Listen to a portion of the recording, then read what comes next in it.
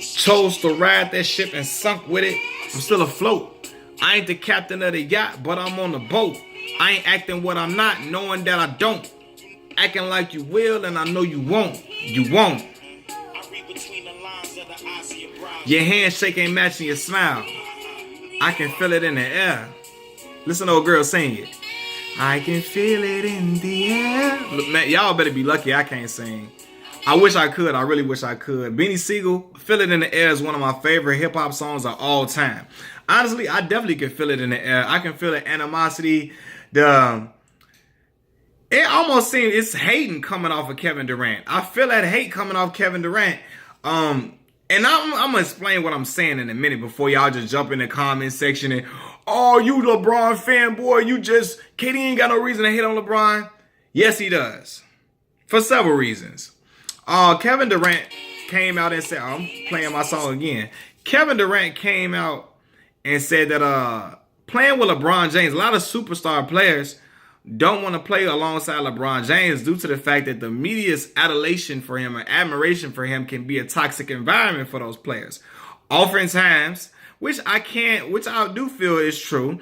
Oftentimes, when you're playing with a player like LeBron, or LeBron specifically is what he's saying, all the credit for the wins go to him. And when things go wrong, the finger is rarely pointed at him, and instead it's, what did you do wrong? What did the Robin to LeBron's Batman do wrong for this team to lose? What did they do wrong? How did they come up short? How did the co-stars around him, all these other pieces, how did they come up short? They look at those players instead of looking at LeBron. And KD said it's just toxic. A lot of guys don't want to play with that. For one, now let me tell y'all this.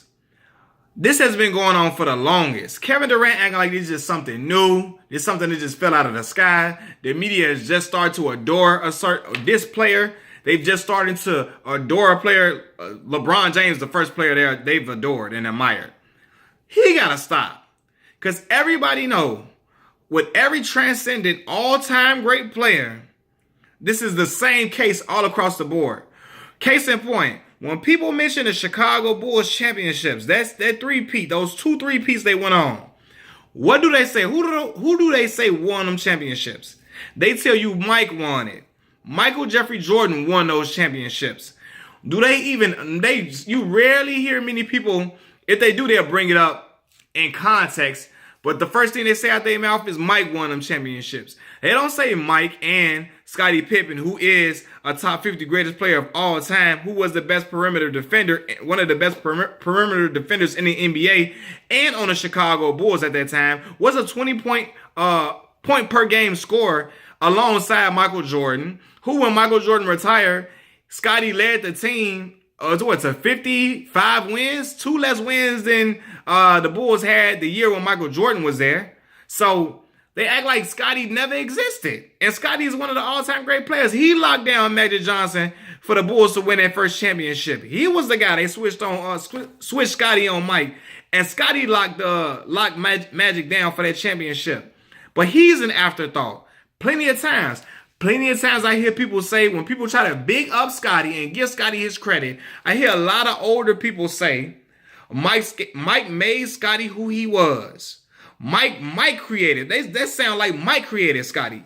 He made him who he was. He molded Scottie to be what he's supposed to be. Hold on. Wait a second. I must be confused, because then my man's come out of University of Central Arkansas. Y'all don't even know where that school is at.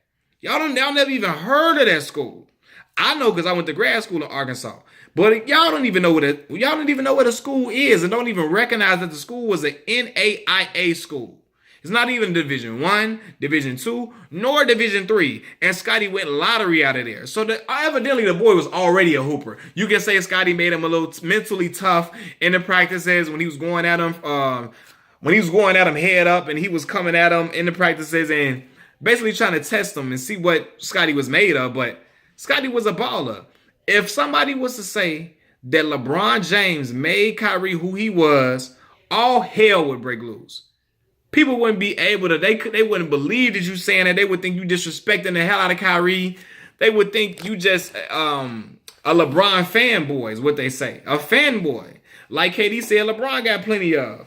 Michael Jordan got the biggest fanboys I've ever seen in the world. Now, arguably, The greatest player to ever play the game. Look, Mike number one to me. And that's past my era. I was born in 93. I really missed all that. But I watched the highlights, I watched the films, I study the tapes, I see the statistics across the board. I see the 6 for 6 in the NBA Finals. One of the greatest player to ever play the game, in my opinion. At the same time, every year the myth of Michael Jordan, he become a mythical dragon over the years. And everybody just downplay his supporting cast like they wasn't nothing.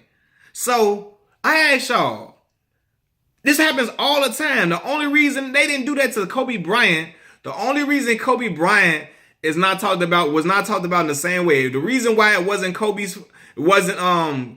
all Kobe's praises when they won, especially early in Kobe's career, and why people didn't attack Kobe's supporting cast when things didn't go well, was because he played with another transcendent all-time great player like himself in Shaquille O'Neal, the most dominating physical force I've ever seen in the NBA, period.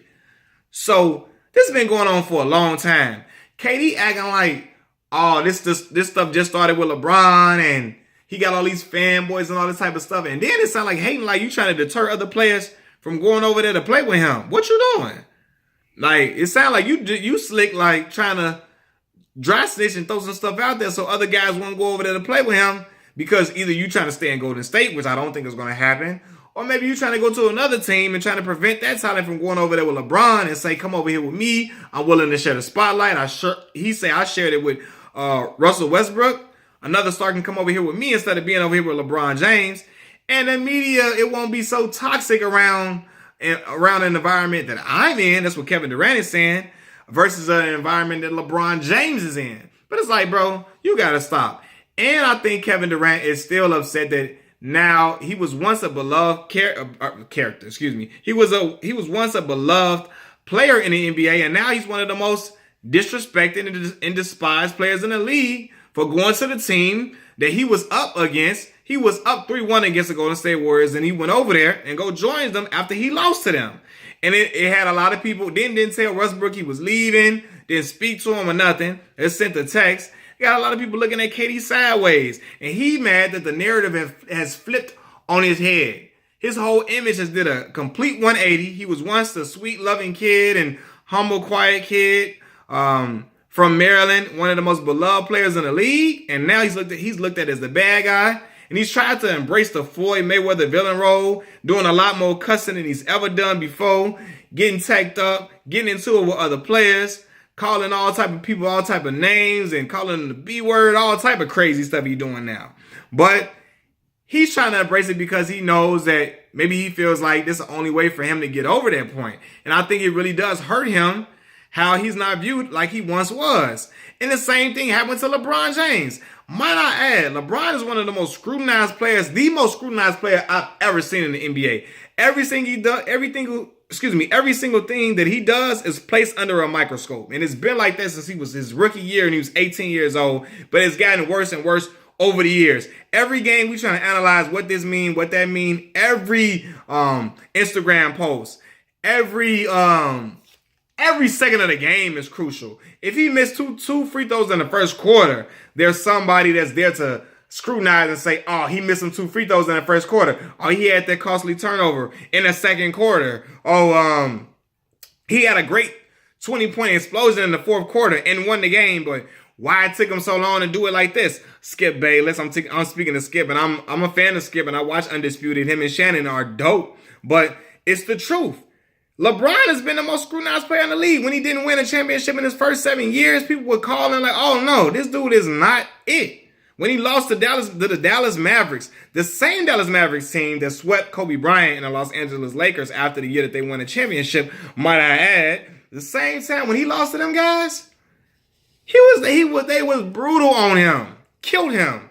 So he don't get all the love. Now he's getting respected because he's toward the end of his career. But Kevin Durant, you know better than to act like this LeBron has just been loved all his career. They hated that man when he went to Miami. Hated him. And you still got dudes that hate him today for non-basketball reasons. Oh, he flopped too much. Like James Harden don't flop. Like a lot of other guys in the league that they like flop. Chris Paul flops a lot. Same with the guys they respect. Same way. Oh, he cried for calls. Michael Jordan was out here trying to get calls to every star player in the league asked for calls. But for some reason, LeBron James looked at it a different microscope. And I feel like people nitpick at LeBron and try to do certain things because they know he's a nice guy. He's not the type, he's not a Steven Jackson type that's going to be out cussing dudes out in the media, coming telling them what's up, bro, and all of that. LeBron looked at him like peons. He takes the Jay-Z approach. You know what I'm saying? I don't believe you. We don't believe you. You need more people, like Jay-Z told Nas. But LeBron often takes that approach, the high road. And when you take the high road a lot, you got guys that want to try you. So now, Kevin Durant, they supposed to be friends. They supposed to be boys. And I don't get it sometimes. And they can say, oh, he wasn't really coming to LeBron. He was coming at the media. But at the same time, it is a little stab. Because now I just feel like you're trying to hurt the interest of other guys coming over here to play with me. And you can argue that if the guys want to play with LeBron, they're not going to listen to what Kevin Durant has to say. But at the same time, people might take things into consideration. So I don't know, man. I don't know. But KD acting like this has been going on, like this is something new.